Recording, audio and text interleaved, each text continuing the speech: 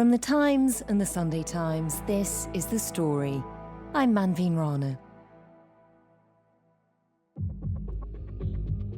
Countries across NATO have been warning for years about the looming threat that Russia poses.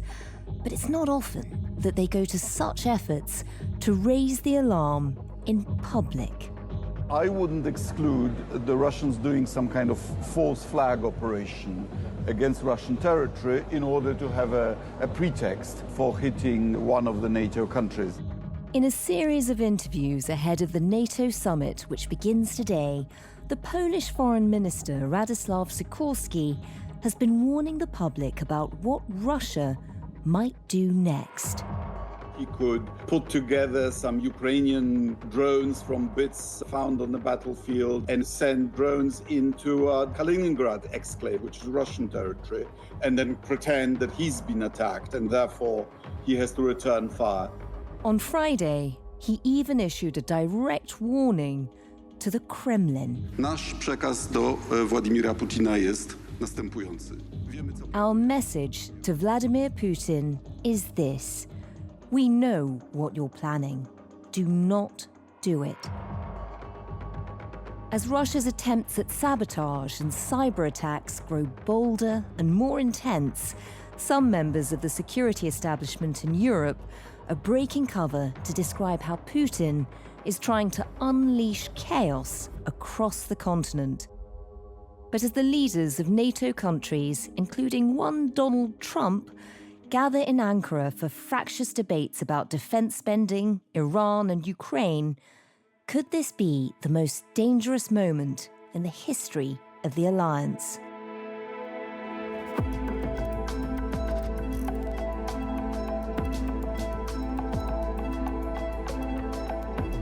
The story today, how Putin is dividing NATO.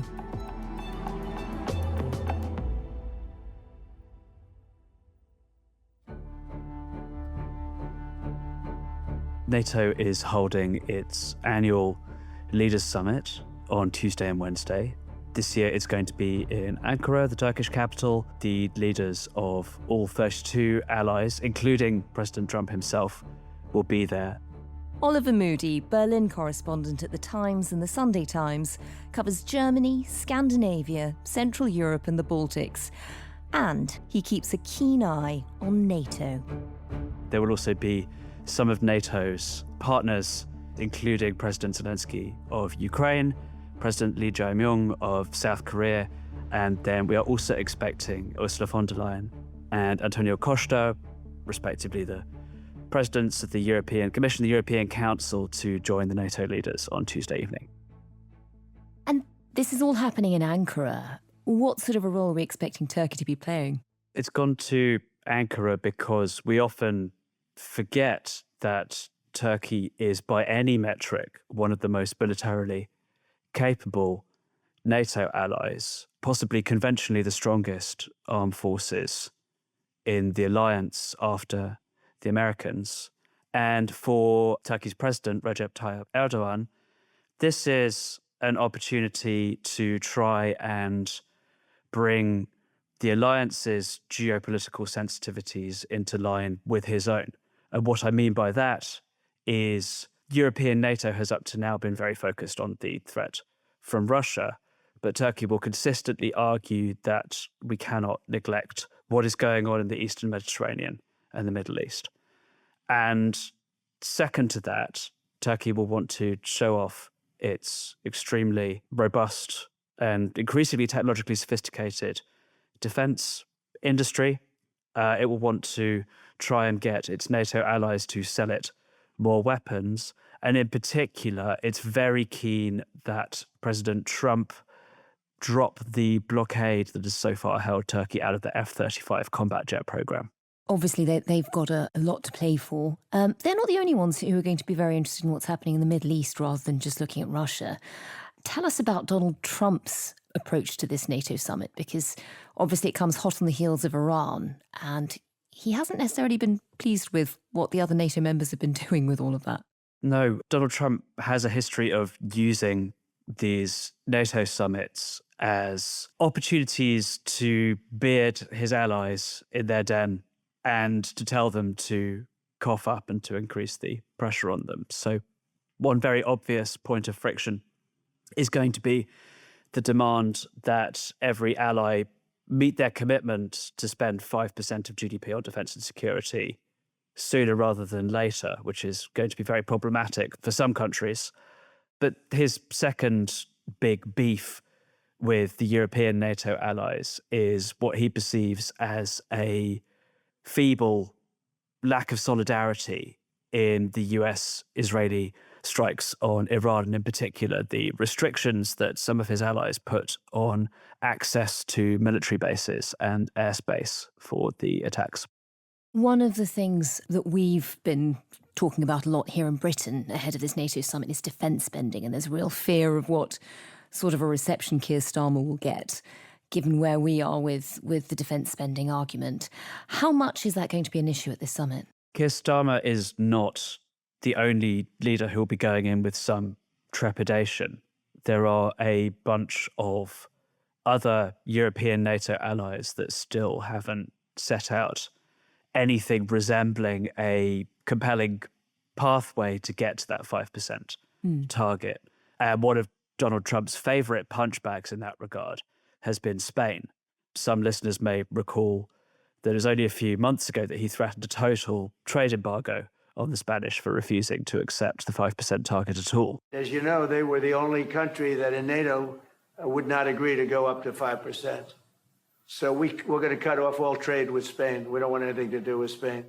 Keir Starmer is under particular pressure because Britain's status within NATO and its position as one of the two nuclear powers in Europe have meant that expectations of Britain are rather higher. And so it could be politically very uncomfortable for him. The big question is whether it is only uncomfortable. Does Trump confine himself to rhetoric and scathing remarks, or are there some kind of punitive consequences? And so far, American officials have been suggesting that it will probably just be a slap on the wrist. But with Trump, you never know. The other big topic we're expecting will be Ukraine. You mentioned that President Zelensky is attending. We know that in the run-up over this weekend, Donald Trump has been on the phone to Vladimir Putin for about 90 minutes. I mean, what do we know about that call, and what do we think they'll be talking about in terms of Ukraine? So the occasion for this phone call on Saturday was the 250th birthday of America. And Trump also spoke with Zelensky on the same day. But it's clear that both calls were about more than pure pleasantries. And there is a sense that the situation on the battlefield, and in particular within Russia itself, has shifted quite significantly to Ukraine's advantage. And clearly there is a hope on the Ukrainian side that Trump might now be willing to bring some pressure to bear on Putin for a change. At the same time, Ollie, this summit happens at a time where many people across NATO would argue the organisation has never been more vital. We are seeing Russia stepping up threats across Europe. Just describe what's been happening. What has been happening is that Russia has been subjecting particularly its Western NATO neighbours, but also more or less every country in Europe over the last 4 years, to a steadily intensifying campaign of what is called hybrid warfare, using forms of attack that stop short of what you would classify as a kind of outright military assault, but are still very unsettling and violent and damaging in many cases. And those include GPS jamming and spoofing. They include colossal cyber attacks. They include assassinations, the sabotage of energy and railway infrastructure, and pretty much every tool that you can think of that can destabilize a country short of going over the threshold into outright warfare. And you've been talking to people who are compiling studies, who are compiling the figures around all of this. And there's a fantastic piece in the Times. Anyone who's interested should have a look, where there's even a map of where these incidents are happening, which countries are most affected. I mean, just talk us through a few of those and the countries that they're mostly affecting. The first thing to say is that the vast majority of these incidents are not in the public domain. They're either thwarted by the security services, or they just simply don't get disclosed or attributed to Russia. So, for example, we know that last year, Germany recorded 321 cases of sabotage, and only half a dozen of those have been publicly attributed to Russia. So there is a gigantic dark number hiding behind all of the numbers I'm about to present you with.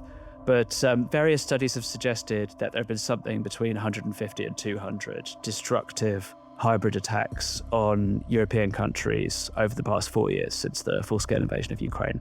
A finding from the International Institute for Strategic Studies claims Russia's shadow fleet is being used to launch drones over Europe. It includes airports and military assets across the UK and other NATO countries. We have recently uncovered a staggeringly reckless campaign of Russian sabotage in Europe. And on Monday in the Times, I published a piece about a new report for the Polish government that has analysed 19 of these on the countries in northeastern Europe, those that are most directly geographically exposed to Russian aggression. They include things like putting metal clips on railway lines to try and derail trains carrying passengers or toxic chemicals. Wow. They derailed a chemical freight train near Essen in Germany. They very nearly derailed a full passenger train on the Warsaw to Lublin line in eastern Poland. The first news of the damage to the train line came after a train driver noticed that part of the track had been broken. He raised the alarm and authorities later confirmed it had been blown up. They obviously include the sabotage of things like water sanitation pumps, electrical grid facilities, and then there are the sabotage of critical underwater infrastructure, so particularly things like data cables and gas pipelines under the Baltic Sea. This operation involved a Russian Akula-class attack submarine and a concurrent deployment of 2 specialist submarines from Gugi. That's Russia's main directorate for deep-sea research. They're designed to survey underwater infrastructure during peacetime and sabotage it in conflict.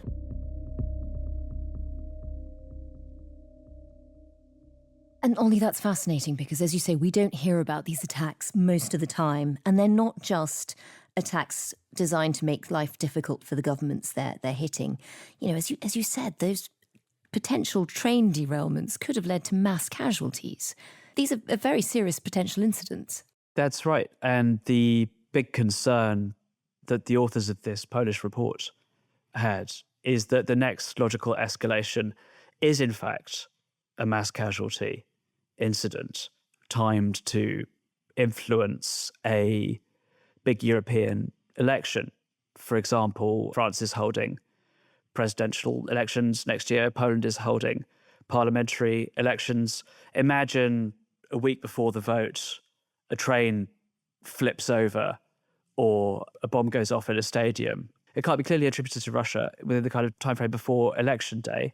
And as a result, a lot of voters go to the polls with the perception that the government is completely unable to guarantee their security. It's the kind of thing that could have a really significant impact on the outcome. And do we know who's behind these attacks?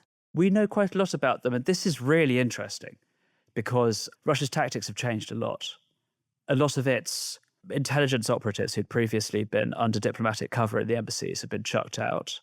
And as a result, it's now using middlemen and so-called disposable or single-use agents. 2 men have been convicted of conspiring to carry out arson attacks that were targeting the property and a car that was connected to the UK's Prime Minister, Sir Keir Starmer. So these are individuals who are recruited from within our populations, very often from marginalised groups. So people like the Belarusian or Moldovan diaspora. Very often it's members of the Ukrainian diaspora, which has the added advantage from Russia's perspective of further alienating the host societies from them. These people will be typically recruited through Telegram. They will be offered not life-changingly large, but significant sums of money between sort of £5,000 and £10,000 to start by performing kind of basic acts of petty vandalism, and that can scale up to things like arson or bombings. And Ollie, we should point out it's not just this sort of hybrid version of warfare that people are worried about, that, you know, these attacks where you can't always draw a straight line back to the Russian government, but you know who's behind them. Just at the start of this week, when we know there's a big NATO summit happening, we have seen the Russians following British ships and making it quite clear that they know exactly where you are and they could hit us militarily. Well, one really important thing to bear in mind here is that we use the term hybrid warfare. The Russians don't. They don't draw that distinction. In fact, they use the word hybrid to describe what we do, not what they do. And so from a kind of tactical, doctrinal standpoint for the Russians, it's all just one spectrum. And what we are increasingly seeing is military maneuvers being used for hybrid, in inverted commas, purposes. So the helicopter buzzing the British warship is one example. The Ministry of Defence in the UK is saying that this was unnecessary, dangerous and unprofessional activity. This Russian aircraft, a Bear F maritime patrol aircraft, flew repeatedly low in front of and over the aircraft carrier, dropping sonar buoys very near the aircraft carrier. Another is a recent near incursion onto Swedish airspace by Russian fighter jets. But we're also seeing a marrying together of what people think of as kind of sub-military tools of attack with the military itself. So a few days ago, my colleague Emma Yeomans published the first evidence that Russia has started putting guns on these so-called Shadow Fleet oil tankers in the Baltic. Wow. And it's also started accompanying some of them with warships and warplanes. So this kind of gradual fusion of the Russian military with the hybrid sphere.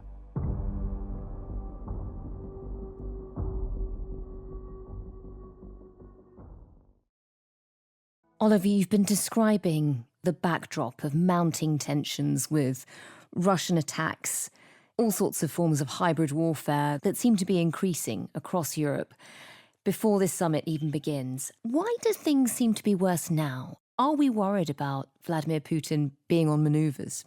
So it's important to say that these warnings that we have heard, particularly from Poland, do not, as far as I can tell, refer to specific intelligence of an imminent Russian attack. I've asked around in intelligence services and armed forces, and no one has heard anything of the sort. This is an abstract danger, as far as we can tell.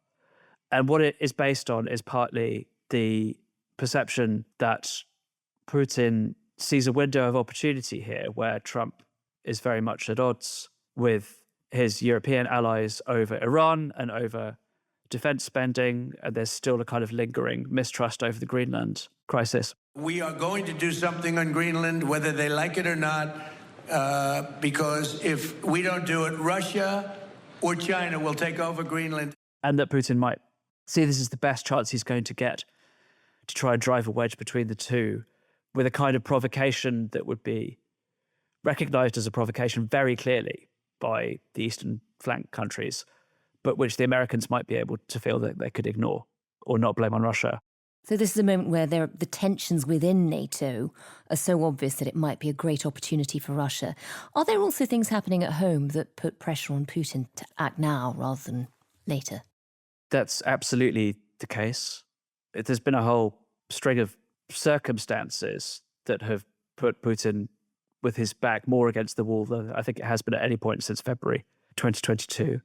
The first has been the development of the battlefield in Ukraine, and in particular, these mid-range drone strikes, around 100 to 200 kilometers, really pinning back the Russian advances, slowing down what they're able to do in terms of making ground in Donbass, but also crucially causing all kinds of havoc around Crimea, which is very symbolically and emotionally important for the Russian regime. Crimea now has blackouts as Ukrainian forces in the past 48 hours targeted 16 different power substations. July 5th, 2026, Russia's most advanced airbase in Crimea has gotten hit. It's home to the 38th Fighter Aviation Regiment of Russia. Then clearly you have the longer range drone strikes, which have been primarily targeting oil and gas infrastructure, often more than 500 miles away from Ukraine's borders. Petrol stations across Russia are running low on fuel after a surge of Ukrainian strikes on oil refineries, substations, and depots. Which is not just inflicting a lot of damage on Russia's petrochemical economy and its oil exports, but also exposing the complete lack of drone defenses over very wide expanses of the Russian territory. And then at the same time, you have very obvious symptoms, not of an imminent collapse of the Russian economy, but of credit drying up, of it becoming harder to defend the ruble's value, of the massive diversion of human resources into the war effort taking its toll on the labor market. And then finally, the repressive measures that Russian security services have taken to particularly shut down the internet have begun to bite in terms of the perception of everyday citizens in places like Moscow and St. Petersburg, who had previously been spared really having to wrestle with the impact of the war for the most part. And all of those things add up to a situation that is not, I really have to stress, this is not an emergency for Putin from a political perspective, but it does increase the pressure and it does weaken his position a lot, to the point where the reasoning is he might find it tempting to launch some kind of diversionary attack on NATO. Ollie, if a distractionary attack was to happen, what might that look like? Because obviously a lot of these NATO countries now who are very worried about this being a potential scenario are trying to work out how to prepare for it. So what are they envisioning? The one thing we can be sure of is what it would not look like, and that is a full-scale Ukraine-style invasion of the Baltic state, which is the one big scenario that we've all been talking about incessantly for the last 10 years. I mean, the real thing to underline here is the absolute breadth of the scenarios that we have to be considering. The Swedish armed forces, for example, have been pointing out that there are something like 20,000 islands in the Baltic Sea, many of them uninhabited, and it would be absolute child's play, and also following the playbook that China has established in the South China Sea, for Russia to occupy one of them and militarize it. Another really obvious flashpoint would be around the Shadow Fleet. For example, the Swedish Coast Guard has been very assertive in challenging and boarding them, but we also know that a lot of those vessels are now carrying ex-Wagner paramilitaries or other people with guns, that some of them actually have cannons on them, that some of them are being escorted by Russian warplanes. And the chances of some kind of exchange of gunfire there are very high. We've also seen a lot of very near misses in terms of military interactions on the Baltic Sea. And it's possible that one of those days the Russians might take it to more than a mere near miss and there would be some kind of hit. One of the scenarios that the Poles have recently painted, and it's very unusual to have a foreign minister saying these things out loud, but was the idea of a false flag operation. How would that play out? Radosław Sikorski, the Polish foreign minister, actually alluded to the Gliwice incident, which was at the end of August 1939. Many listeners will be familiar with the history where the Wehrmacht staged an attack on its own radio post on German soil very close to the Polish border, blamed the Poles for it, and then used that as a casus belli to justify the invasion of Poland.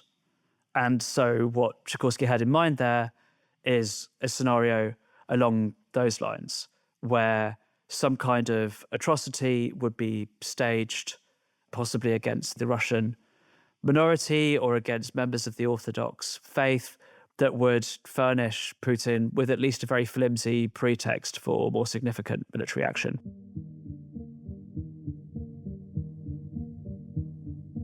Ollie, from all the people you're talking to, I know you're often in touch with the defence and security world across the NATO membership. How worried are they at this moment? How serious is this threat? It really varies a lot depending on where you're sitting, to be honest. There are people within NATO and within national militaries and defence ministries who, particularly around this summit in Ankara, find it very important to maintain the impression of calm and unity and feel that anything other than that is very much playing into Putin's hands. And then on the other end of the spectrum, you have people who are sincerely concerned that the abstract danger is very, very high over the next 2 to 3 years. Is this almost a timeline debate? Because, you know, here in Britain, in talking about the defence investment plan, we've been talking about a potential war with Russia after 2030. In other parts of NATO, they clearly think that's more urgent. Is this about how far it is on the horizon? It's absolutely a part of that. The assumption that a lot of Northern and Northeastern European planners make is that the real window of vulnerability is between now and 2029. That is partly because from 2030, they expect a lot more of European NATO's military capabilities to come online. So it just becomes conventionally a lot riskier for Putin to attack, even if he is fairly confident that the Americans won't show up.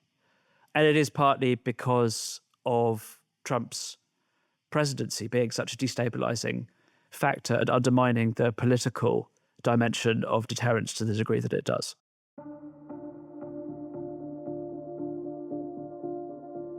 Ollie, is this actually one of the most dangerous moments for NATO, given that there is a lack of unity inside, regardless of the attacks from the outside, the idea that America might not turn up?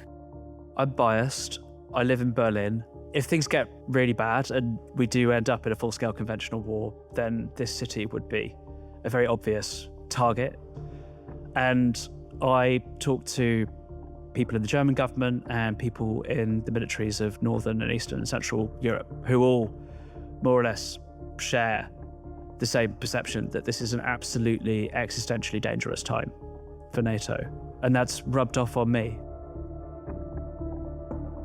Maybe if I were in Madrid or Rome or Washington, I would see it differently.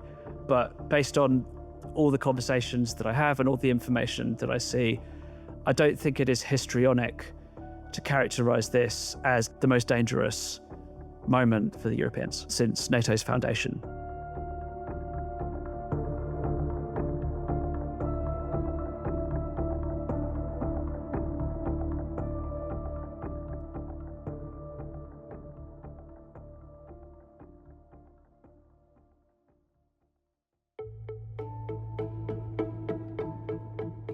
That was Oliver Moody, Berlin correspondent at The Times and The Sunday Times. The producers today were Olivia Case and Shabnam Grewal. The executive producer was Edward Drummond, and sound design and theme composition were by Mal Lassetto. If you can, do leave us a review wherever you get your podcasts. Thanks for listening. We'll be back tomorrow.